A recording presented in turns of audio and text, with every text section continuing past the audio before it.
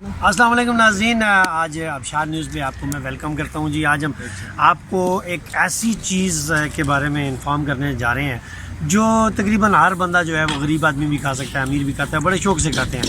یہاں پہ یہ جو ہے اس کو بھٹا بھی کہا جاتا ہے، اس کو ہماری ہندو زبان میں سٹا بھی کہا جاتا ہے، اور اس کو چھلی بھی اردو میں کہا جاتا ہے۔ اور یہ میرے بھائی ہیں، یہ چھلی پکا رہے ہیں، اور یہ دیکھیں میں آپ کو بتاؤں یہ ایسے ایسے کر رہے تھے، یہ چیز یہ کر رہے تھے، اور یہ ابھی ہم ان سے جانیں گے کہ یہ ذرا آپ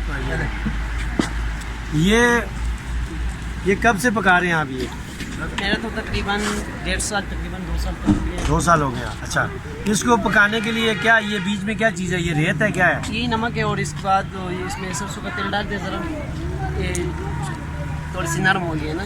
اچھا، نمک میں سرسوں کا تیل ڈال کے پھر اس کے بعد اس کو پکاتے ہیں۔ ذرا گرم ہو گیا پھر پکاتے ہیں۔ اچھا، یہ بتائیے یہ جو ابھی یہ جو سٹے ہیں یا یہ چھلی ہے، یہ کس طرح کلو مل رہے ہیں آپ؟ یہ تو ہم کو اتنا پتہ نہیں، لیکن نہر جو لاتے ہیں نا، ہاں، 1300-1400 روپے من لاتے ہیں۔ 1400 روپے من لاتا ہے۔ اب 1400 روپے من میں کتنے دانے ہوں گے یہ؟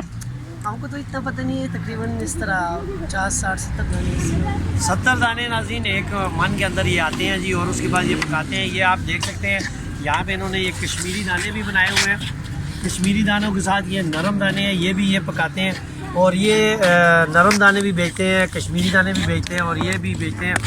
ہم بھی اس کو کھائیں گے، نمک کا نام سن کے ہمارے منہ میں بھی نمک آ رہا ہے، اور یہ بڑا زبردست ہم نے آپ کو چیز بتائی۔ اس کے ساتھ ان کے پاس یہاں پہ دوسری سائڈ پہ ایسے بھی سٹے لگے ہوئے ہیں جو ابال کے بوائل کر کے اس کے اوپر وہ لیمو وغیرہ وہ مسالہ وغیرہ لگا کے، تو آپ سمجھ گئے ہوں گے کہ وہ دیتے ہیں۔ ابشار نیوز سے ناصر عباسی کو اگلے پروگرام تک کے لیے اجازت دیجیے۔ انشاءاللہ اگلے پروگرام میں ایک اور نئے بھائی کے ساتھ آپ سے ملاقات ہوگی، تب تک کے لیے اللہ حافظ۔